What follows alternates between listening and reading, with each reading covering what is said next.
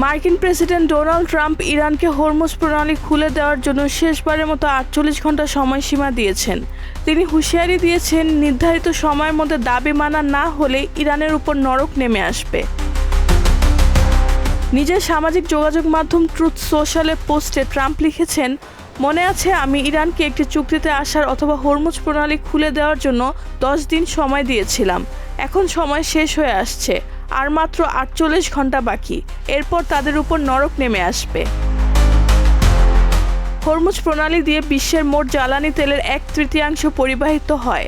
গত কয়েক সপ্তাহ ধরে ইরান এই জলপথ বন্ধ রাখায় বিশ্বজুড়ে জ্বালানি সংকট তৈরি হয়েছে এবং তেলের দাম আকাশচুম্বী হয়ে উঠেছে।